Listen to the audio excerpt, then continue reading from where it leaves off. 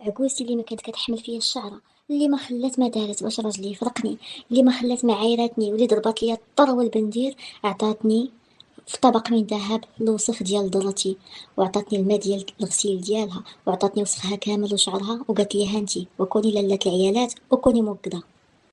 ما نبدا لكم هاد القصه البنات، القصه واعره بزاف وشاخطه شاخطه شاخطه ديال بصح. بغيتكم كاملين ديروا ابوني، ديروه دابا باش تشجعوني على هذا المحتوى اللي كندير، وباش نبقى كل نهار نحط لكم قصه. عندي شي قصص راه الخيال العلمي، شي حوايج كتقولوا هاد الناس كيفاش عايشين معانا. يلا تابوناو دابا ونبداو على بركه الله. تزوجت بهذا السيد هذا، لقيتو ميسور، لقيتو اصلا عنده دارو وعنده الطوموبيله ديالو وعنده المشروع ديالو. راجلي كان كيدير التجاره، ما كان لا مجوج لا والو. بالنسبه لي انا ما كيعرف حتى وحده، يعني وانا انا كنت ما فايته مزوجه ما والو، كنت انا باقا صغيره، عندي 22 عام داك الوقيته. كنت كنمشي لافاك وكنجي، وتما فين تعرفت عليه. جا خطبني، جاب عائلته، ما خلى ما جاب لي، تهلا فيا صراحه، كبر فيا حيت راجلي سخي. تهلا فيا، كبر بيا. عائلتنا ملي شافوا السيد بدارو، شافوا السيد خدام مزيان، يعني راجل ما فيه ما يتعب نهائيا. والديه كانوا شويه قاصحين، خواتاتو البنات. ولكن قلت ما عنديش مشكل، الا بغاك القيد قلدي المخازنيه، غادي نسكن بوحدي وهما كاينين في البلاد، يعني الا تلاقيت معاهم في الاعياد والمناسبات، ولا مره جا ولا مره مشيت وصافي. يعني ككاع جميع العائلات ما كانش عندي مشكل. وبان لي فيهم بلي داك الناس قاصحين بزاف، وبان لي بحال باغيين يسيطروا وداك الشيء، ولكن انا كنت درويشه داخله سوق راسي. قلت ما غاديش نلقى معاهم مشكل. ايوا من نهار اللي تزوجت به، وكل مرة جاية عندي وحدة فيهم، مرة جاية عندي هاد ختو، مرة جاية ختو الأخرى، مرة جاية ختو الأخرى بولادها، مرة جاية مو تجلس. المهم غير جالسين عندي في الدار وحاضيني. أنا كانت عندي دار كبيرة من الفوق حتى لتحت. كنا حنا ساكنين في كازا، دارنا كبيرة مقادة وكل شيء. وأنا كنت جيت يلا عروسة جديدة. إيوا ما خلاو ما جبدوا فيا، لا واه موسخة، لا واه معفونة، لا واه البيجامة اللي لبستها البارح هي اللي عاود لبستها اليوم. وعلاش ما سيقاتش؟ هما بغاوني نبقى نضرب الدرج بالسياقة من الفوق حتى لتحت يوميا ولا ما عرفت شنو. أنا كندوزهم مرة في 10 أيام، مرة في سيمانة، حيت راه كاينة غير أنا وراجلي. وهما غا كيجيو كيجلسوا ويلي طيابها باسل، وانا البنات راه كنت غا كنقرا، راه ما كنتش مدوزه الطياب بحال كاع البنات. حتى كنجيو لديورنا كنبقاو نتعلموا بشويه، هذه خسرات هذه. هما ما خلاونيش فين توقد، ما خلاونيش فين نبدا الناس ما خلاونيش فين نبدا. يلا نتعارف، يلا نشوف هذا يوتيوب، يلا نشوف هذا وصفه في التلفازه، يلا نشوف هذا كتاب. مهم اللي درتها كيعايروها شقايا، ما كيعجبهمش، كيضلوا يضحكوا عليا. وهما كانوا صراحه نقيين، هما كانوا مجهدين عليا، ولكن انا ما قديتش على داك الريتم ديالهم. واصلا جيت صغيره انا يلاه ملهيه، بغيت نتعرف على راجلي حيت ما كناش تعرفنا بزاف. فرحانه بداري، فرحانه. ايوا صافي فاش كيجي وكنوض الصباح كندير الفطور كنفطروا، صافي كنخرج ونخليهم ونمشي لدارنا. ايوا هما كيبقاو عليا بالتحراش، مشات لدارهم، شوف المعفونه الدروج هذا، صافي داروا الخمره. ايوا بقاو هكاك كل مره ويمشيو. يلا يخليوني واحد السيمانه نرتاح، حتى كتلقى شي وحده فيهم تقول لك انا جايه، وتجيب ولادها وتجي، وخاصني انا نبقى نشقى عليهم. وهذا الشيء هذا ما كانش كيعجبني صراحه. كنت مره كنميك عليهم، مره كنشكي براجلي، وكانوا كيحرشوه بزاف عليا. بعض المرات ما كيبغيش يهضر معايا، علاش مشيتي، علاش مشيتي لداركم، علاش ما جمعتيش.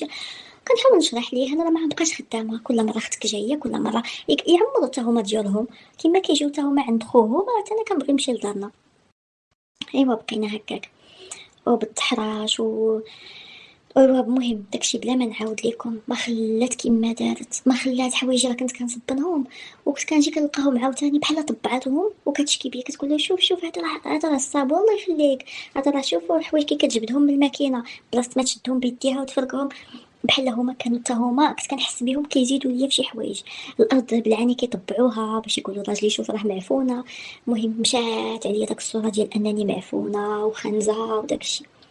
وبقيت جارة معاهم هكاك، مرة نضربو، مرة نميك عليهم، مرة نوض نشقى، كل مرة وكيفاش.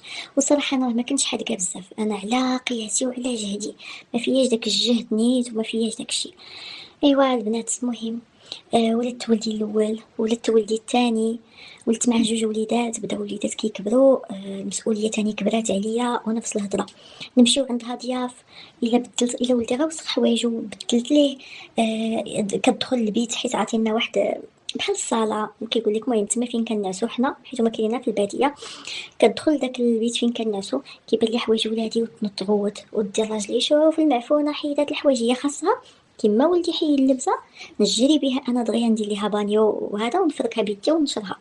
المهم انا كنقول لا خلي حتى كان يتجمعوا ولعهم في الماكينه، ولا كتقول لك هي لا ما تخليش لي الحوايج هكاك موسخين، الحاجه اللي طاحت في يديك فركيها فركيها فركيها ولحيها للسلك. وانا صراحه ما كنت كنقدر على داكشي، وما علاش انا غادي نوض نفرك الحوايج بيديا ونغسلهم بيدي وهما خاصني وهما كاينه الماكينه نجمع اللي غنجمع ونلحهم في الماكينه والعشيه ينشفوا صافي ونطويهم. المهم هما داكشي اللي كانوا حاضيني حتى كرهوا راجلي فيا ديال بصح، راجلي اللي كنت عزيزه عليه وكان كيتهلا فيا بزاف وكانت اللي بغيتها كيشريها لي ما بقاش كيحمل فيا الشعره، ما كيحملش فيا الشعره صافي. المهم انا كنقول صافي دابا يهديه الله دابا يتهدوا. المهم انني كنت عايشه معاه بخير مهلي فيا كيعطيني فلوسي المصروف ديالي كنمشي عندنا وقت ما بغيت نرجع، ما فيها باس. داك يومين ولا 3 ايام اللي نجلسوا معاهم في العربيه نصبر عليهم وصافي. مشات الايام وجات الايام وليداتي كبروا وكنا مشينا لعند عكوزتي واحد العيد الكبير بطبيعه الحال كما كل عيد حنا كنعيدوا معاها. مشينا داك العيد مشينا عيد راجلي كان هو اللي كيذبح لمو، الا شي ختو معيده معانا ذبح لختو حتى هي، كانت واحد ختو كبيره جات عيدات مع افطارهم تما. ايوا واش نقول لكم مشى عند شي جيرانهم ذبح ليهم ايوا صافي. المهم شقينا عادي، هما كيهضروا لا واه معفونه لا واه كذا لا واه كذا. وصراحه راجلي المهم بحال دايما ما داها فيهم، مره يضرب معايا مره داكشي ما ديت ما عجبت. ايوا كانت هذيك المشيه فين مشى كانت تلوات عليه واحد بن جارتهم، هاد بن جارتهم كانت بيناتهم شي حاجه ملي كانوا صغار، وكان هو خطبها قبل مني ووالديها ما كانوش بغاوه وحتى والديه ما بغاوهاش، كانوا كيقولوا عليها خارجه للطريق ما مزياناش. بحكم البنت كانت جريئه شويه ما كانتش كدير الفولار، عرفتي في الباديه هما كيبغيو البنت دير الفولار كيبغيو البنت تلبس ما تلبسش الجين تلبس حوايج والكساوي الطوال.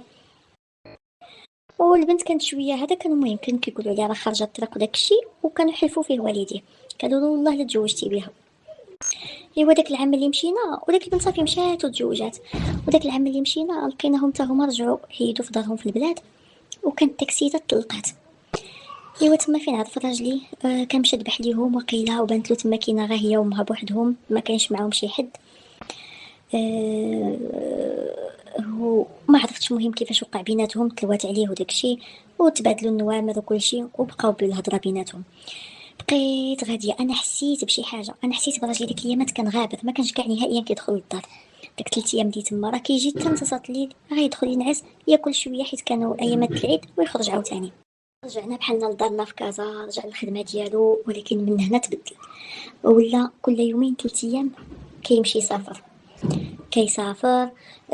كيجلس كيجلس 3 ايام يومين ويرجع، يعني حتى الخدمه ديالو اللي ما كانش كيقدر يتفاوت معاها ولا كيبعد. وملي كنسولو فين كنتي كيقول لي لا غير الخدمه مشيت نشري شي سلعه من هنا مع هو كما قلت لكم تاجر، مشيت نشوف كذا من هنا بغيت ندخل على هذا هنا. بقى معايا هكاك تقريبا لمده ديال شي 8 شهور عام، حتى النهار اللي جا وقال لي شوف يا فلانه انا بغيت نتزوج انا ما مرتاحش معاك مده هادي وانا باغي نتزوج، انا ديما عندنا المشاكل انا وياك ديما كنتخاصموا انت ما كتفهمينيش انت والديا ديما مخاصمين وكذا وكذا وكذا. المهم قال لي بغيت نتزوج انا ما بغيت صراحه ما قبلتش ليه نهائيا وما دخلتليش الفكره راسي علاش تتزوج انت عندك 2 وليدات حنا بخير وعلى خير صبر على عائلتك وكذا. كيقول لي لا انا صابر عليك انت معفونه. داك الهضره كامله اللي كانوا كيحرشوه بها عائلته رجع كيعاودها لي انت معفونه وانت الدار حالتها حاله وانت خانزه وكذا. مهم ما خلاش فيا داكشي وانا بطبيعه الحال بقى فيا الحال زيت حوايجي ومشيت لدارنا. ايوا ملي مشيت لدارنا جا هو عندنا ديريكت قال لي شوفي يا عاد تعطيني الورقه وعاد تمشي معايا للمحكمه وغادي تسيني ليا على التعدد وخليني انا نكمل داكشي، يا اما غادي نطلقك ونعطيك الحقوق ديالك. وانا بطبيعه الحال كاي وحده ما بغيتش قلت له لا سير طلقني. ايوا السيد مشى طلق صراحه. مهم فعليا طلاق مشينا عند القاضي قال لي واش انت بغيتي تطلقي قلت له انا ما بغيتش ولكن هو بغى يتزوج عليا وكذا. مهم عاودت للقاضي هادشي وهو عاود له قال انا السيده ما كنرتاحش معاها وما بغيتهاش وهو تدوز معايا سنين، دوز معايا 8 سنين، عاد بنت له انا ما ارتاحش معايا. المهم عاودت للقاضي، القاضي بقى كيشوف، خرج لي الطلاق ديالي. خلى لي الدار اللي كنا ساكنين فيها بحكم انه كان ميسور، خلى لي الدار حيت هو دار ديال الاخرين، خلى لي الدار اللي انا ساكنه فيها، وبدا كيعطيني النفقه ديالي وكيزيدني. المهم هو الدراري صراحه مهلي فيهم، مهلي فيهم، وبقيت ساكنه تما.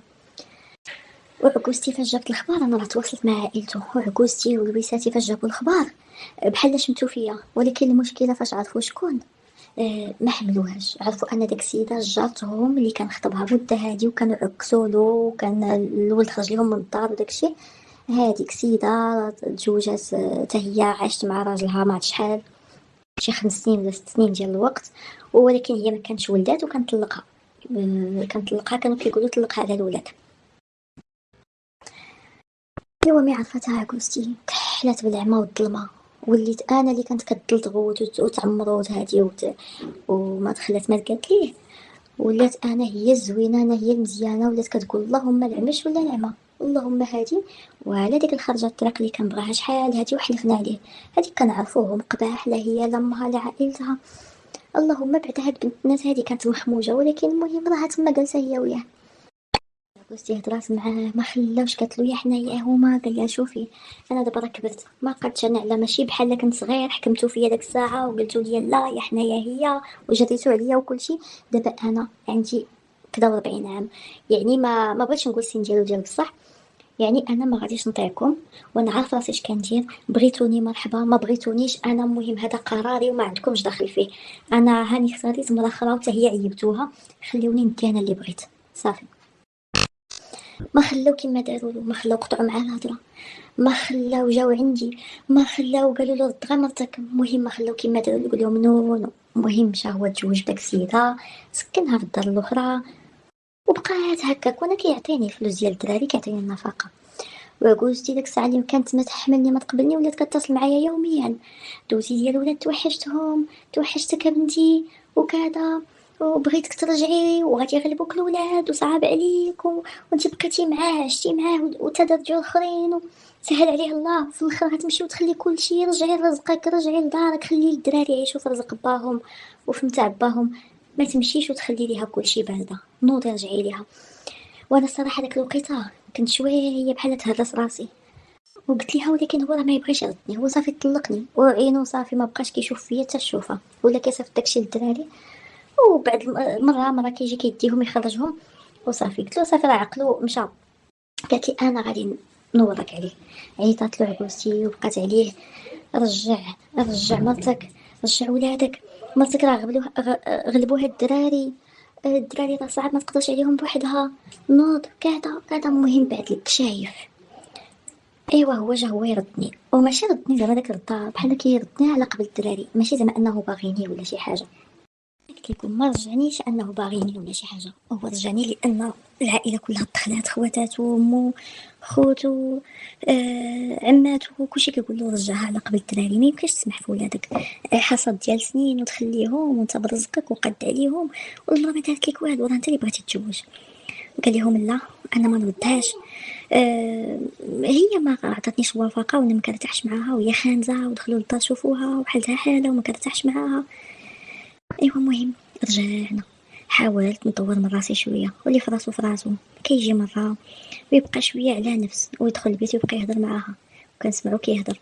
ايوا صافي كيتسنى غيصبح عليه الحال ويمشي بحاله عاوتاني ويغبر واحد يومين 3 ايام عاد كيجي. المهم بقينا هكاك حتى النهار اللي مرضات مو في الباديه. ملي مرضات مو عزني انا ولادي ومشينا وبطبيعه الحال هي راه كان مسبق، كان هو عند مو عند مرتو الاخرى، دابا راه انا اللي وليت الثانيه، مع ما ردني ولات هي الاولى وانا الثانيه، هي اللي عطاتني الموافقه. ايوا ملي مشينا تما وراه كان هو وياها مشاو طلعوا على مو، شافوها ورجعها، كان انا والدراري ومشينا. ملي مشينا المهم دوزنا النهار الاول، النهار الثاني فاش راجعين بحالنا وهي تعيط لي مول البيت، قالت لي اجي نقول لك. قلت لها شنو؟ وهي جبت لي الوسخ ديالها، جبدت لي الشعر ديالها، دابا هي حضاتها حتى دخلات مع جلسات معاهم واحد 4 ايام تما، حضاتها دخلت للدوش، وفي الدوش ديال الباديه عندهم داك القادوس كيخرج لبرا، وعسات مشات على القادوس برا وجمعت لي هذاك الشيء من القادوس وعطاتو ليا. عطاتني في القريعه الماء ديال الدوش ديالها، وعطاتني الشعر ديالها، وعطاتني الوسخ ديالها، كلشي داكشي. وقالت لي هانتي وكوني مرا وكوني لاله، قالت لي سيري جري على راسك وفرقيها معاه وخلي الراجل مع ولادو. انا بقيت مصدومه فيها، عمر ما كان بيناتنا هادشي هذا. أه بقيت حله فمي، ما عرفت نهز، ما عرفت نخلي داكشي. بقيت حله فمي كنقول ياك ما هادشي اللي كانت كدير ليا حتى انا ديك الساعه باش كرهاتو فيا ودارت لي، ياك ما دارت لي شي حاجه اخرى كفس من هكا، وخلاتو يكرهني وخلاتو يتزوج عليا. وانا بقيت مصدومه، ما قلت ليها والو، عطاتو لي، هزيت داكشي وزدت. واحد الان ما دايره والو بداكشي، وما عرفتش واش ندير له شي حاجه ولا ما نديرش، لان السيده بيني وبينها ثقه، ما كتاديني ما كناديها. ولادي فاش كيمشيو عنده كتهلا فيهم، فاش بغى يعاود يردني اتصلت بيا وحتى هي كانت كتقنعني وكل شيء.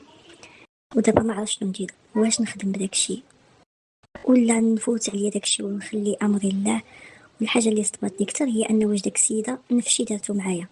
المهم تقولوا لي في التعاليق شنو قلت لكم، حتى تقولوا لي شنو ندير.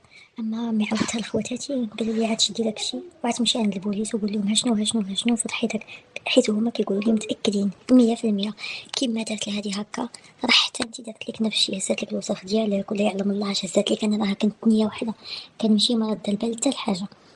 قالوا لي سيري عند البوليس واعطيهم هادشي وقول لهم هاد يعني السيده ها شنو دارت ها شنو دارت.